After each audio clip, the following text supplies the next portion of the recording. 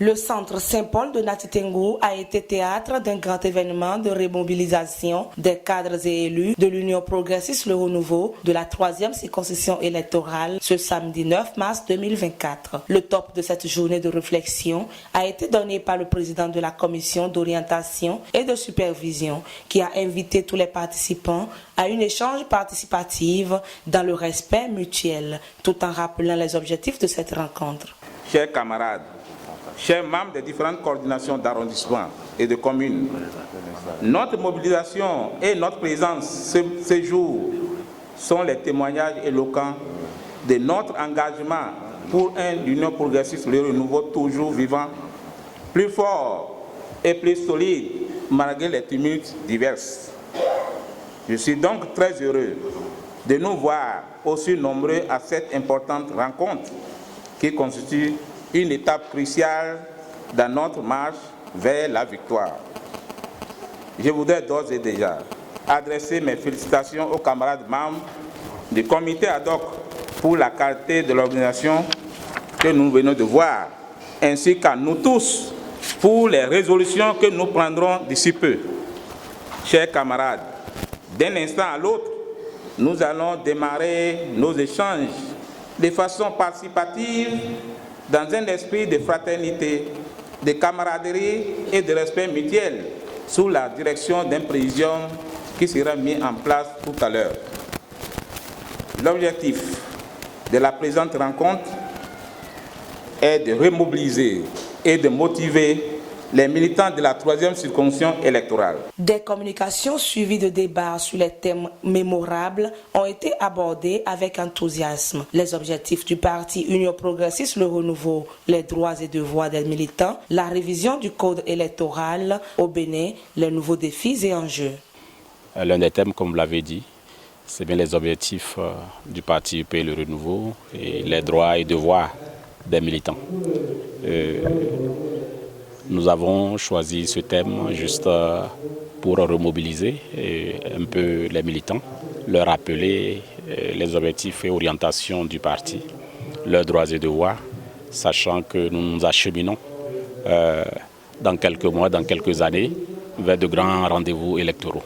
Le point fort dont nous avons parlé au niveau de la relecture de la Constitution, c'est d'abord le parrainage qui est passé à 15% des maires et députés élus dans 15 circonscriptions électorales, c'est-à-dire les 3/5 des circonscriptions électorales du pays. Ensuite, nous avons également parlé de cette innovation au niveau des circonscriptions électorales d'arrondissement et de groupes de communes par rapport au partage des sièges où il faut, on a toujours maintenu les 10% au niveau national, mais il faut que le parti ou la liste obtienne 20% des suffrages pour pouvoir participer au partage des sièges au niveau de la circonscription électorale. Et le parti qui n'aurait pas obtenu les 20% au niveau de la circonscription électorale ne pourra pas, même s'il a les 10%, il ne pourra pas partager, se voir attribuer les sièges